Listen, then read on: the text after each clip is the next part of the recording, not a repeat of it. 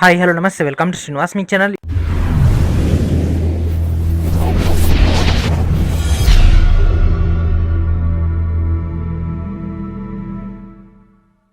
ఈరోజు ఈ వీడియోలో మనం జనరల్ స్టడీస్ యొక్క ప్రిపరేషన్లో భాగంగా సైన్స్ అండ్ టెక్నాలజీ యొక్క ప్రీవియస్ ఇయర్ క్వశ్చన్స్ అని డిస్కస్ చేద్దాం. Let's get into hour video. So ఈ యొక్క వీడియోలో మనం రీసెంట్గా కండక్ట్ చేయబడినటువంటి ఆర్ఆర్బి ఎన్టీపీసీ యొక్క ప్రీవియస్ ఇయర్ క్వశ్చన్స్ అని డిస్కస్ చేద్దాం ఫ్రెండ్స్. ఎన్టీపీసీలో అడిగినటువంటి క్వశ్చన్స్ సో 2021లో జరిగినటువంటి ఈ యొక్క ఎగ్జామ్ సంబంధించినటువంటి క్వశ్చన్స్ అని డిస్కస్ చేద్దాం. దీని తర్వాత నెక్స్ట్ వీడియోస్లో మనం ప్రీవియస్గా రైల్వే క్వశ్చన్స్, దాని తర్వాత టీఎస్పీఎస్సీ, ఏపీపీఎస్సీ, ఎస్ఎస్సీ యొక్క క్వశ్చన్స్ కూడా మనమైతే ప్రిపేర్ అవ్వడం జరుగుతుంది. సో ఇది కూడా ఒక కంటిన్యూస్ సిరీస్ లెక్క ఉంటుంది. అండ్ రీసెంట్గా మనం ఇండియన్ హిస్టరీ స్టార్ట్ చేయడం జరిగింది. అయితే కొద్దిమంది సైన్స్ అండ్ టెక్నాలజీ కూడా కావాలని చాలా రోజుల నుంచి అడుగుతున్నారు కాబట్టి సైమల్టేనియస్గా history plus science and technology మనం కంటిన్యూగా చేయడం జరుగుతుంది. ఇవి ఫినిష్ అవ్వగానే నెక్స్ట్ మనం కంప్యూటర్స్ అండ్ అదేవిధంగా ఇండియన్ జోగ్రఫీ అట్లా మనం టూ సబ్జెక్ట్స్ని అయితే కంటిన్యూ అయితే చేయడం జరుగుతుంది. ఓకేనా, లేట్ చేయకుండా క్లాస్లోకి వెళ్ళిపోదాం. అండ్ అదేవిధంగా ఎస్ఎన్టీ సంబంధించి థియరీ కావాలనుకునే వాళ్ళు, ఓకేనా, మీకు కనుక థియరీ కావాలనుకుంటే మాత్రం మన యొక్క ఫౌండేషన్ కోర్సులో ఆల్రెడీ అటాచ్ చేయడం జరిగింది. సో ఎన్టీపీసీ కానీ గ్రూప్ డి కానీ అప్కమింగ్ వచ్చినటువంటి ఏ నోటిఫికేషన్ వాళ్ళైనా ఈ యొక్క గ్రూప్ డి ఫౌండేషన్ కోర్స్ నుంచి మీరు ఆ యొక్క డేటాని యూటిలైజ్ చేసుకోవచ్చు. ఓకేనా, లేట్ చేయకుండా ఫస్ట్ క్వశ్చన్లోకి వెళ్ళిపోదాం. And first question, which of the following is a multi barrel rocket system developed by DRDO. So DRDO ద్వారా అభివృద్ధి చేయబడినటువంటి మల్టీ బ్యారల్ రాకెట్ సిస్టమ్ ఇది. So multi barrel rocket system that is Pinaka. ఓకేనా, so this is Pinaka friends. So ఇక్కడ మీకు కనిపిస్తుంది కదా, ఈ విధంగా మనకైతే వెహికల్స్ నుంచి అయితే లాంచ్ చేయడం జరుగుతుంది. ఇక్కడ ఎల్లో కలర్లో క్యాప్స్ కనిపిస్తున్నాయి కదా, అది వార్ హెడ్. సో అక్కడి నుంచి మనకు మొత్తం థ్రస్ట్ ఉంటుంది, మొత్తం ఒక సిలిండర్ షేప్లో ఉంటుంది. ఇక్కడ మనకు వార్ హెడ్ ఉంటుంది అండ్ ఇక్కడ మనకు ఇంజన్ థ్రస్ట్ అనేది ఉంటుంది. సో దీని ద్వారా గైడెడ్ మిసైల్ ఇదంతా మల్టీ బ్యారెల్. ఓకేనా, బ్యారెల్స్ అని ఉంటాయి, మల్టీ అంటే నెంబర్ ఆఫ్ అయితే ఉండడం జరుగుతుంది. ఓకేనా, సో దీన్ని డిఆర్డిఓ అయితే రీసెంట్గా అయితే టెస్ట్ కూడా చేయడం జరిగింది. సో దీన్ని లాంచ్ చేసినటువంటి డేట్ కన్నా తీసుకుంటే 2021 జూన్ 24. అండ్ అదేవిధంగా దీని యొక్క రేంజ్ ఇంటిగ్రేటెడ్ టెస్ట్ రేంజ్ అనేది చేయడం జరిగింది. ఎక్కడ అంటే ఒడిశాలో చేయడం జరిగింది. ఒడిశాలోని చండీపూర్ ఆఫ్ కోస్ట్లో మనకి ఒక ప్రాసెస్ అయితే జరిగింది. ఓకేనా, this is for the Pinaka. ఓకేనా, ఎగ్జామ్లో చాలాసార్లు అడిగిండి పినాకా గురించి. త్రిశూల్ అంటే ఏంటిది అంటే ఇక్కడ మనకు మిసైల్స్ నుంచి ఎట్లా అడుగుతారంటే ఈ కింది వాటిలో ఏది సర్ఫేస్ టు ఎయిర్ అంటే సర్ఫేస్ అంటే ఉపరితలం నుంచి గగనతలానికి వెళ్ళేది, లేదా గగనతలం నుంచి గగనతలానికి, లేదా గగనతలం నుంచి సముద్రంలోకి, లేదా ఉపరితలం నుంచి, లేదంటే గగనతలం నుంచి ఉపరితలంలోకి. ఇట్లా రకరకాలైతే మనకు మోడల్స్ అయితే ఉంటాయి. అవన్నీ కూడా మీకు తెలిసి ఉండాలి. సో త్రిశూల్ అంటే ఏంటిది, పృథ్వీ అంటే ఏంటిది, పేరులోనే ఉంది మనకు సర్ఫేస్ టు సర్ఫేస్. అండ్ అదేవిధంగా ధనుష్ అంటే ఏంటిది, అండ్ అదేవిధంగా మనకు యాంటీ ట్యాంక్ మిసైల్స్ అనేవి ఉంటాయి. సో ఆ యొక్క యాంటీ ట్యాంక్ అంటే ఏంటిది, అండ్ అదేవిధంగా రీసెంట్గా వేరే దేశం నుంచి మన దేశంపై కనుక మిసైల్స్ దాడి చేసి దాని నుంచి ప్రొటెక్షన్ కోసం ఒక రకమైనటువంటి టెక్నాలజీ మనం డెవలప్ చేసుకోవడం జరిగింది. ఆ యొక్క టెక్నాలజీస్ అన్ని కూడా మీరైతే ప్రిపేర్ అయ్యి ఉండాలి. ఓకేనా, and next question, in which year did ISRO launch the Mars orbiter mission. So MOM launch అనేది ఎప్పుడు జరిగింది. సో ఇస్రో ద్వారా జరిగినటువంటి వన్ ఆఫ్ ద మేజర్ ప్రాజెక్ట్స్లలో మామ్ ఒకటి. సో మామ్ అనేది మార్స్ ఆర్బిటర్ మిషన్, ఇది ఎప్పుడు జరిగిందంటే 2013లో జరిగింది. ఓకేనా, 2013లో. So this is the Mars orbiter mission, MOM అంటాం దీని షార్ట్కట్లో. మామ్ అనేది 2013లో అయితే చేయడం జరిగింది. ఓకేనా, సో ఇక ఇస్రో ఆర్బిట్ ఇది ఎప్పుడు మార్స్ని చేరింది అంటే 2014 సెప్టెంబర్లో అయితే ఇది చేరడం జరిగింది. అయితే మొట్టమొదటిసారిగా అంగారకునిపై చేసినటువంటి ప్రయోగంలో భారతాన్ని సక్సెస్ సాధించడం జరిగింది. అంటే ఫస్ట్ అటెంప్ట్లోనే సక్సెస్ సాధించింది. And next question, in which state is the Kudankulam nuclear power station located. ఈ కింది వాటిలో ఎక్కడ మనకు కుడంకులం అణువిద్యుత్ కేంద్రం అనేది ఉంది. సో కుడంకులం అణువిద్యుత్ కేంద్రం. సో అణువిద్యుత్ కేంద్రాలు చాలా చాలా ఇంపార్టెంట్. కైగా కర్ణాటక, అండ్ అదేవిధంగా రణతంబూర్ రాజస్థాన్, అండ్ అదేవిధంగా గుజరాత్ సంబంధించి, తమిళనాడు సంబంధించి చాలా ఫేమస్ అయినటువంటివి ఉండడం జరుగుతుంది. తారాపూర్ చాలా చాలా ఇంపార్టెంట్ ఎందుకంటే ఫస్ట్ అదే కాబట్టి. ఓకేనా, సో ఇక్కడ మనకు అడిగింది కుడంకులం కాబట్టి. సో కుడంకులం అనేది తమిళనాడులో ఉంది. సో కుడంకులం అనేది తమిళనాడులో ఉంది. One of the largest nuclear power station in the India. ఇది మనకి ఎక్కడ ఉందంటే తమిళనాడులో అయితే ఉండడం జరిగింది. ఓకేనా, and next question, Baba atomic research centre అనేది ఎక్కడ ఉంది. సో బాబా atomic research centre BARC.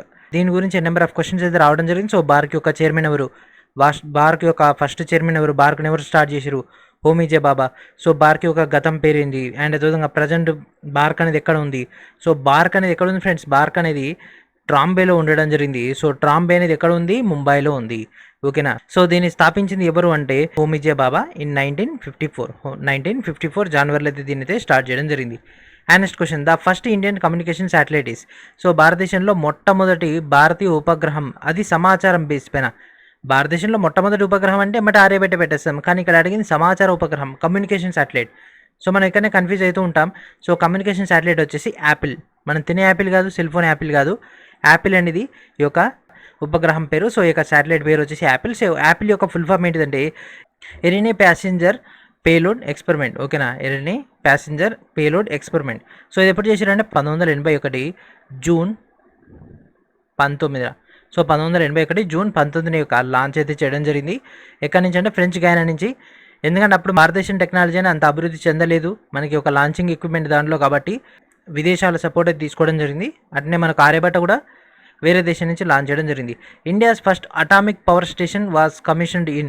So భారతదేశంలో మొట్టమొదటి అణు విద్యుత్ కేంద్రం అనేది ఏ సంవత్సరంలో స్టార్ట్ చేయడం జరిగింది? భారతదేశంలో మొట్టమొదటి అణు విద్యుత్ కేంద్రం అనేది తారాపూర్. అది ఎప్పుడు స్టార్ట్ చేయడం జరిగిందంటే 1969లో. చాలా చాలా ఇంపార్టెంట్. మరి తారాపూర్ ఎక్కడ ఉందంటే మహారాష్ట్రలో ఉంది. ఓకేనా, మరి ఏ జిల్లాలో ఉందంటే తానే జిల్లాలో ఉంది. ఆప్షన్స్లో 4 జిల్లాల పేర్లు ఇచ్చేసి అడిగే అవకాశం ఉంటుంది డెప్త్ క్వశ్చన్ ఇవ్వాలంటే. ఓకేనా, ఇప్పటివరకు చెప్పినటువంటి క్వశ్చన్స్ కనుక నచ్చితే ఖచ్చితంగా లైక్ చేయండి. క్లాస్ కనుక ఇంకా ఇంట్రెస్టింగ్ కావాలంటే సబ్స్క్రైబ్ చేయండి. మరికొన్ని క్లాసెస్ కూడా మీకు ఇమీడియట్గా రావడం జరుగుతుంది. వీడియోని అందరూ కూడా షేర్ చేయండి. రిమైనింగ్ ఆస్పిరెంట్స్ కూడా ఈ యొక్క క్వశ్చన్స్ అన్నిటిపైన గ్రిప్ అనేది రావడం జరుగుతుంది. Next question, Thumba was chosen as the ideal site for rocket launch due to the presence of. So ఏ కారణం వల్ల తుంబా రాకెట్ ప్రయోగ కేంద్రానికి అత్యంత అనువైనటువంటి ప్రదేశంగా ఎంపిక చేయడం జరిగింది? బికాస్ అది ఎక్కడ ఉంది ఫ్రెండ్స్? తుంబా అనేది కేరళలో ఉంది. ఓకే, కేరళలో ఉంది. మరి దీని దగ్గర పట్ల ఏముంది? భూమధ్య రేఖ ఉంది. సో భూమధ్య రేఖ ఉంది కాబట్టి Equatorial electro jets. So jet అంటే ప్రవాహం. ఓకేనా, సో ఇక్కడ భూమధ్య రేఖ వద్ద మనకు ప్రవాహం అనేది ఎక్కువగా ఉంటుంది కాబట్టి, అండ్ అదేవిధంగా గురుత్వాకర్షణ శక్తి కూడా చాలా తక్కువగా ఉంటుంది వెన్ కంపేర్ టు పోల్స్, కాబట్టి దీన్ని మనకైతే సెలెక్ట్ చేసుకోవడం జరిగింది. ఓకేనా, సో మ్యాగ్మా అంటే ఏంటిది? అయస్కాంతం. ఎలక్ట్రోమాగ్మా అంటే విద్యుత్ అయస్కాంతం.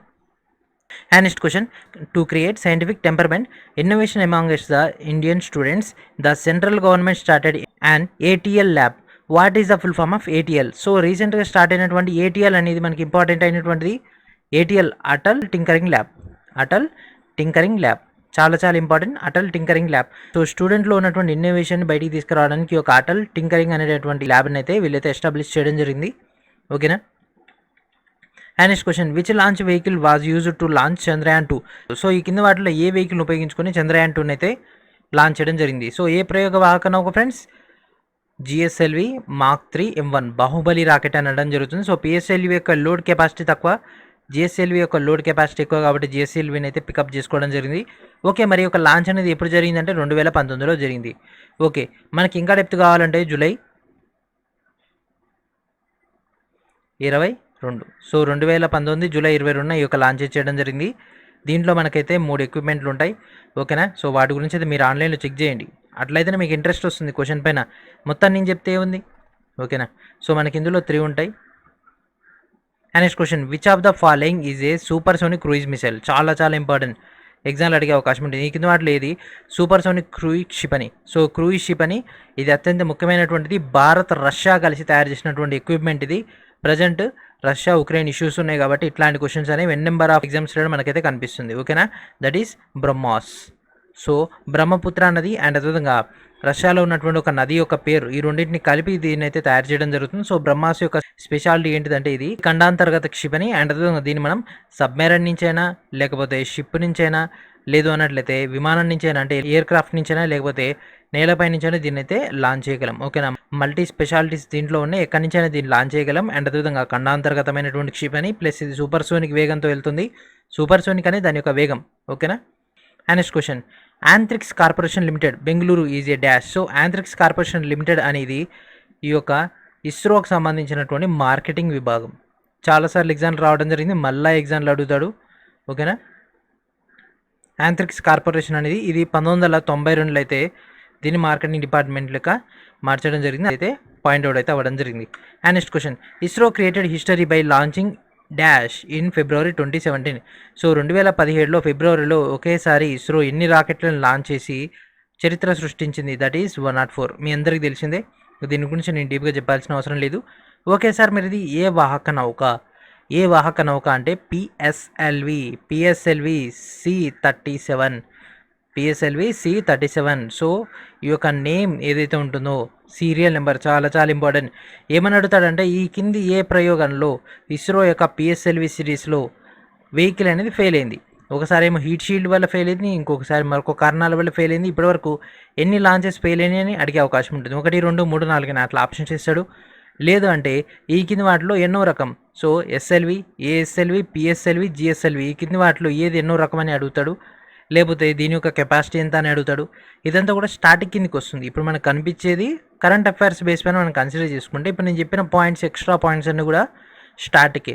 కాబట్టి అవన్నీ కూడా మీరు గ్యాదర్ చేసుకోవాలి. అవన్నీ కూడా ఇంపార్టెంట్ పాయింట్స్, అవన్నీ కూడా ఎగ్జామ్లో రాబోతున్నాయి. ఓకేనా. సో ఇస్రో యొక్క ఎన్నో లాంచ్ ఫ్రెండ్స్, ఇది 39వ లాంచ్ ఇన్ పిఎస్ఎల్వి సిరీస్లో.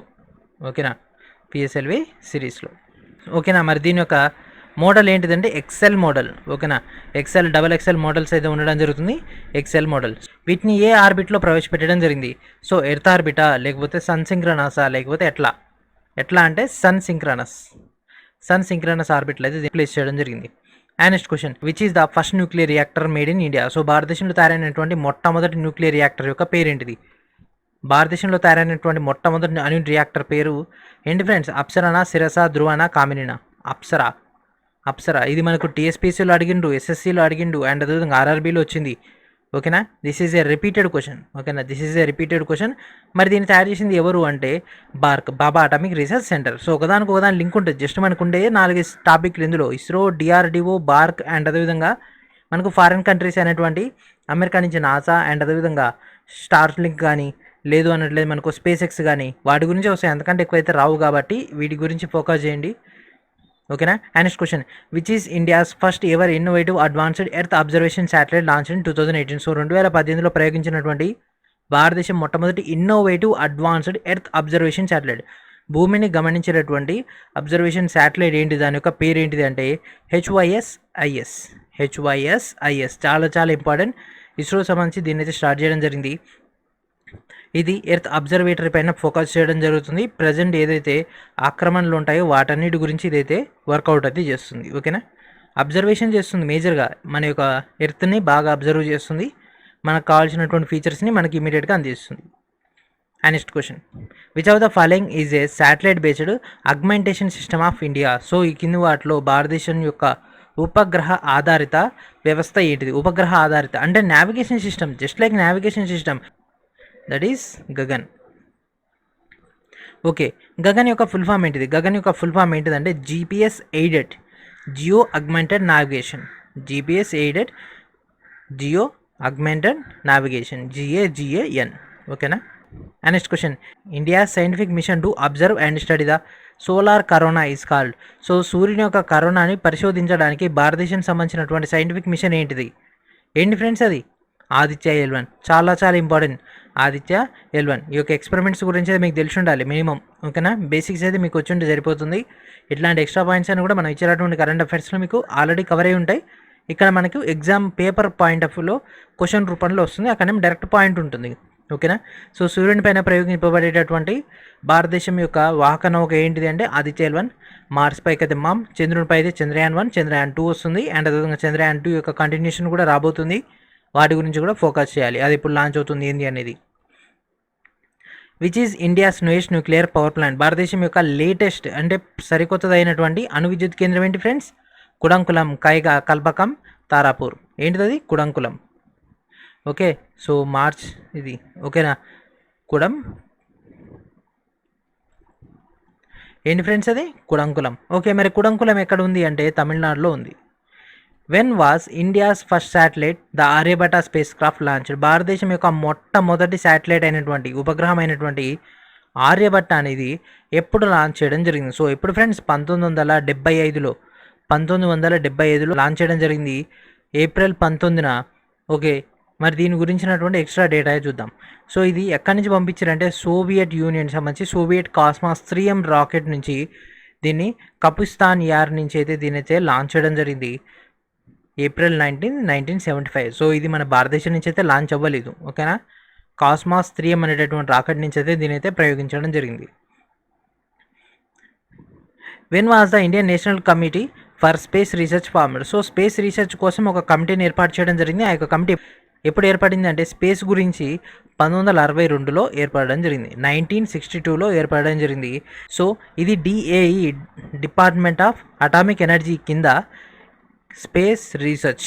ఇది the Indian national committee for space research అనేటటువంటి సంస్థ ఏర్పడడం జరిగింది. ఓకేనా. సో దీని షార్ట్కట్లో మనం చెప్పుకుంటే Indian national committee for space research. So INCOSPAR. So Indian national committee for space research and space research. So ఇది స్పేస్, ఇది రీసెర్చ్. ఇన్కోస్పార్. ఓకేనా. ఇది ఏర్పడింది. ఇది ఎవరి యొక్క ఆధ్వర్యంలో అంటే DAE, department of atomic energy. ఎందుకంటే బాబా అటామిక్ రీసెర్చ్ సెంటర్ సంబంధించినటువంటి ఫౌండర్ అయినటువంటి హోమీజే బాబా యొక్క శిష్యుడే కదా ఈ యొక్క విక్రమ్ సారాభాయ్. కాబట్టి ఆయన యొక్క పాయింట్ ఆఫ్ వ్యూలోనే వీళ్ళ యొక్క స్పేస్ రీసెర్చ్ పాయింట్ ఆఫ్ వ్యూలో కమిటీని ఏర్పాటు చేశారు. కాబట్టి దీన్ని ఒక ఆధ్వర్యంలో ఇదైతే నడుస్తుంది. తర్వాత ఇది మనకు ఇండివిజువల్గా అయిపోయింది అనుకోండి, అది వేరే విషయం. Wear was the first nuclear power plant setup in India. భారతదేశంలో ఎక్కడ మొట్టమొదటి న్యూక్లియర్ పవర్ ప్లాంట్ని ఏర్పాటు చేయడం జరిగింది. ఈ క్వశ్చన్ రిపీట్ అయింది కదా. సో ఎక్కడ ఫ్రెండ్స్ మీరే చెప్పండి. ఎక్కడ? తారాపూర్. ఎక్కడ? తారాపూర్. ఓకే, మరి తారాపూర్ ఎక్కడ ఉంది? Tarapur it is located in Maharashtra, తానే డిస్టిక్లో ఉండడం జరిగింది. And next question, when was INSAT 1B commission. So ఇప్పుడు ఇన్సాట్ 1B అనేది ఏర్పడింది. ఓకేనా. ఇన్సాట్ 1B అనేది ఎప్పుడు కమిషన్ చేయడం జరిగింది? సో ఇన్సాట్ 1B అనేది 1983లో అయితే కమిషన్ అయితే చేయడం జరిగింది, ఇన్సాట్ 1B. ఓకే, మరి ఇన్సాట్ 1B అనేది దేనికి సంబంధించింది అంటే it is a communication satellite. Indian national satellite సిస్టమ్లో ఇది ఒక ముఖ్యమైనటువంటి భాగం. ఓకేనా. And next question, what was the code name for the Pokhran nuclear test 2. So nuclear test అనేది జరుగుతుంది కదా. సో పోఖ్రాన్లో మనకు జరిగింది 1998లో. ఓకే, మరి పోఖ్రాన్లో 1998లో జరిగినటువంటి న్యూక్లియర్ టెస్ట్ 2 యొక్క నెంబర్ ఏంటిది అంటే దాని యొక్క కోడ్ నేమ్ ఏంటిది? Operation research laughing Buddha, operation Shakti smiling Buddha. So 1998లో జరిగినటువంటి ప్రోగ్రామ్కి ఈ యొక్క టెస్ట్ 2కి పెట్టినటువంటి నేమ్ వచ్చేసి that is operation Shakti. So operation Shakti అనేటటువంటి నేమ్ అయితే పెట్టడం జరిగింది. ఓకేనా, 1998లో. ఓకేనా. అండ్ అదేవిధంగా ఫస్ట్ అయినటువంటిది 1974లో అయింది, స్మైలింగ్ బుద్ధ. ఓకేనా, operation Shakti smiling Buddha. And next question, as of November 2020 how many nuclear power reactors are operating in India. So భారతదేశంలో నవంబర్ 2020 వరకు ఎన్ని న్యూక్లియర్ పవర్ ప్లాంట్స్ అని ఉన్నాయంటే దట్ ఈస్ 22. మొత్తం 22 అయితే ఉండడం జరిగింది. ఓకేనా. And next question, GSAT 31. ఓకేనా. సో GSAT 31 అనేది ఏంటిది? సో GSAT 31, GSAT అంటే ఏంటి ఫ్రెండ్స్? అది టెలికమ్యూనికేషన్ శాటిలైట్. GSAT 31 అనేది ఒక టెలికమ్యూనికేషన్ ఉపగ్రహం. And this is the last question in this video. Where was the first experimental satellite telecommunication earth station setup in 1967 in India. So 1967లో భారతదేశంలో మొట్టమొదటి telecommunication earth station అనేది ఎక్కడ ఏర్పాటు చేయడం జరిగింది? ఎక్కడ ఫ్రెండ్స్? ఇది గుజరాత్లో ఉంది. గుజరాత్లోని అహ్మదాబాద్లో దీని అయితే ఏర్పాటు చేయడం జరిగింది, అహ్మదాబాద్. ఓకేనా, 1967లో. సో ఈ యొక్క టోటల్ డేటాకు సంబంధించి ఆల్రెడీ మనం థియరీ క్లాసెస్లో డిస్కస్ చేసుకున్నాం SND పాయింట్ ఆఫ్ వ్యూలో. సో ఎవరైతే ఇంకా యొక్క థియరీ చూడలేదు వాళ్ళందరూ ఆ యొక్క థియరీ చూడండి. అండ్ అదేవిధంగా నెక్స్ట్ వీడియోలో మనం ప్రీవియస్ ఇయర్ రైల్వే యొక్క క్వశ్చన్స్ అంటే మనకి ఒక JEE కానీ ALP కానీ అండ్ అదేవిధంగా NTPC 2016 కానీ లేకపోతే గ్రూప్ D 2018 కానీ ఆ యొక్క క్వశ్చన్ డిస్కస్ చేసుకుందాం. దాని తర్వాత మళ్ళీ రిమైనింగ్ ఉన్నటువంటి NTPC క్వశ్చన్స్తో పాటు SSC questions, TSPSC, APPSC questions కూడా కంటిన్యూగా మీకు రావడం జరుగుతుంది. ఓకేనా. I hope you understand this data and అదేవిధంగా please revise these questions one more time to get the maximum understanding. ఓకేనా. సో కంటెంట్ ఎక్కువ సార్లు మీరు రిపీట్ చేసి మీకు బాగా గుర్తుంటుంది, దానివల్ల ఈజీగా పర్ఫామ్ చేయగలరు. అండ్ అదేవిధంగా ఎవరికైతే మాక్ టెస్ట్లు కావాలనుకున్నారో NTPC కానీ గ్రూప్ D కానీ, సో వాళ్ళందరూ కూడా వీడియో డిస్క్రిప్షన్లో ఉన్నటువంటి మాక్ టెస్ట్లను అయితే ఉపయోగించుకోండి. అండ్ అదేవిధంగా మీరు మాక్ టెస్ట్లు పర్చేజ్ చేసేటప్పుడు కూపన్ కోడ్ అనేటువంటి MECH మన యొక్క ఛానల్ నేమ్ అయినటువంటి లాస్ట్ 4 డిజిట్స్ ఎంటర్ చేసినట్లయితే మీకు డిస్కౌంట్ వస్తుంది, దానివల్ల మీకు బెనిఫిట్స్ అనేవి రావడం జరుగుతుంది. ఓకేనా. సో కూపన్ కోడ్ని ఉపయోగించుకోండి, మీకు అమౌంట్ తక్కువ అవుతుంది అండ్ అదేవిధంగా ఎక్స్ట్రా బెనిఫిట్స్ కూడా రావడం జరుగుతుంది. ఓకేనా. సో ఇది ఫ్రెండ్స్ ఈరోజు వీడియో. ఖచ్చితంగా వీడియోని లైక్ చేయండి, ఛానల్ని ఇంకా సబ్స్క్రైబ్ చేయకుండా వెంటనే సబ్స్క్రైబ్ చేసి బెల్ ఐకాన్ని క్లిక్ చేసి ఆల్ నోటిఫికేషన్స్ అనేటటువంటి ఆప్షన్ని క్లిక్ చేయండి. అండ్ జై హింద్, జై భారత్.